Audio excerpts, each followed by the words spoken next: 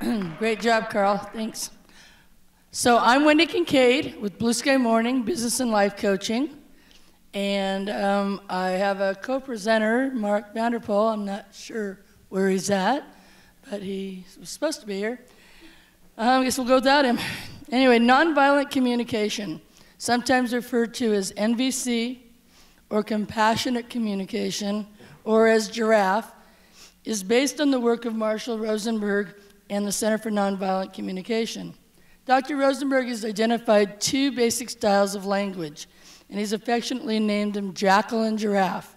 Jackal is the style that most of us grew up learning, and it's the style we predominantly use today. Jackal is a language of dominance, focused on determining who's right, who's wrong, who's to blame, who should be punished, and who should be rewarded.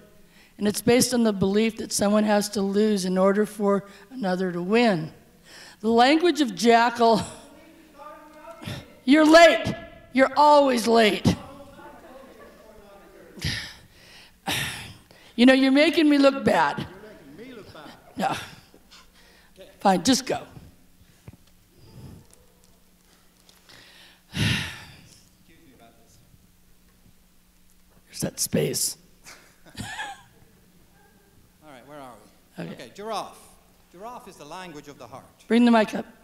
And it was chosen precisely because it has the largest heart of any living land mammal. Giraffe is focused on making sure everybody's needs are met.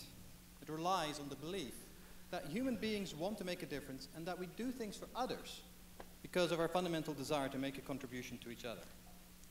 In Giraffe, we put aside our opinions and judgments and instead make observations, infer feelings, establish needs, and make requests.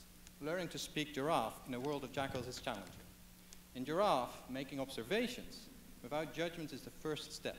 For instance, I could say, the door is open, a simple observation, void of judgment, or I could say, what idiot left the damn door open? You put the damn doorknob in? Well, I had to pick something. You didn't get the one that I needed in time. I told you that one was stupid. I didn't want it in there. You're always procrastinating.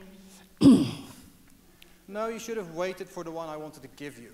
Yeah, well, I couldn't trust that you were going to do that. I just figured you were going to let me down. What? After all the time I put into this stupid presentation? Well, you could do it yourself. Wow. I wonder what's going on for Mark that's making him act like this. So, Mark, so you think the doorknob is childish? Yeah. It's not serious. It doesn't get the point across. So is having the slides serious and important to you? Yes. I need to look competent and professional. This is making me look juvenile. Well, how about if I do the slide? Would that be okay? Fine. As long as I don't have to do it then. Okay. So needs are at the heart of all human communication. Unfortunately, we're not always able to express these needs in a way that it will help us get them met. Using Giraffe, we can help jackals get their needs met by asking them questions and by not taking their harsh words personally. Once feelings and needs have been expressed without judgment, it becomes easier to make requests that are clearly requests and not demands. But how can we be sure that a request is not a demand? So demands always have a reward or punishment attached to them. Requests, on the other hand, are free of reward and punishment. The person receiving the request can decide freely whether or not to grant the request.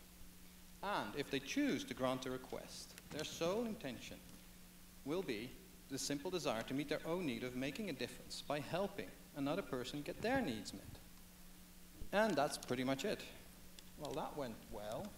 What did we learn? Well, we learned that we hadn't agreed on a start time. Well, yes. And that we should have probably reviewed the final slides together. Yeah, I was pretty stressed and embarrassed. So it sounds like predictability and competence is important to you. Well, predictability, no. Competence, yes. And collaboration. So what kind of a request do you think you need to make to get your need for competence and collaboration met? I don't know. That's a tough one. What about you? Well, I knew that when I saw that you were upset about the doorknob, I knew that that I'd really been irritated with you, and that I started to doubt myself, and I wasn't sure I was going to be able to do this. So you didn't trust you could do the presentation? No, it's not that. I didn't trust that I could do a collaboration. You know, I usually work alone because I can't trust people to come through for me. Ah, so you need impeccable communication. Yeah, communication is key for me to get my need for being supported met.